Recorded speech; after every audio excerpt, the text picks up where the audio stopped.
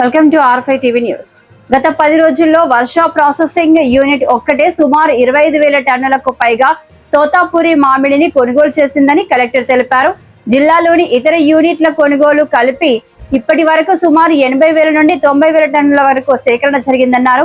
కోడూరు ప్రాంతంతో కలిపి ఈ సీజన్లో జిల్లాలో సుమారు 2.50 లక్షల టన్నుల తోతాపురి దిగుబడి నమోదయ్యే అవకాశం ఉందని పేర్కొన్నారు. జిల్లాలో ఉత్పత్తి అయ్యే ప్రతి తోతపూరి మామిడికాయను కొనుగోలు చేసేలా ప్రభుత్వం జిల్లా యంత్రాంగం అన్ని చర్యలు తీసుకుంటున్నాయని కలెక్టర్ స్పష్టం చేశారు. రానున్న రోజుల్లో పీక్ సీజన్ కొనసాగనున్న నేపథ్యంలో రైతులు ఎలాంటి అపోహలు ఆందోళనలకు గురికావద్దని సూచించారు. కిలోకు 6 రూపాయల కంటే తక్కువ ధర చెల్లించే యూనిట్లు ఎక్కడైనా ఉన్నట్లయితే వెంటనే జిల్లా యంత్రాంగం దృష్టికి తీసుకురావాలని, అటువంటి వారిపై కఠిన చర్యలు తీసుకుంటామని జిల్లా కలెక్టర్ డాక్టర్ ఎస్ వెంకటేశ్వర్ హెచ్చరించారు.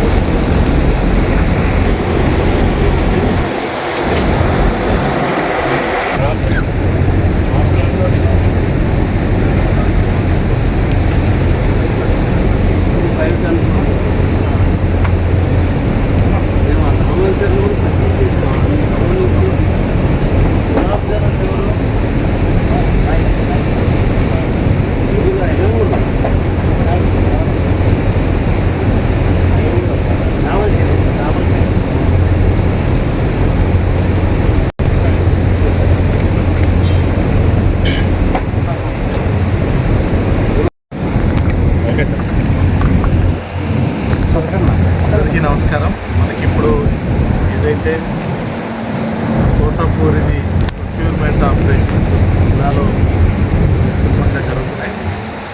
చూసుకున్నట్టయితే గత ఏడాది ఎక్కువ ప్రొడక్షన్ వచ్చి కింద రైతులు ఇబ్బంది పడుతున్న సమయంలో గౌరవ ముఖ్యమంత్రి గారి ఆదేశాల మేరకు రైతులకి ప్రభుత్వం తరపు నుంచి ₹4 సపోర్ట్ అప్పుడు చేస్తున్నారు.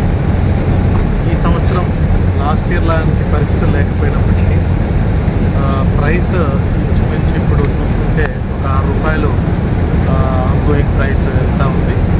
సో ₹6 నుంచి తగ్గకుండా ఉండే విధంగా చర్యలు తీసుకోమని ముఖ్యమంత్రి గారు నేరుగా ఆదేశాలు ఇస్తున్నారు. మొన్న కూడా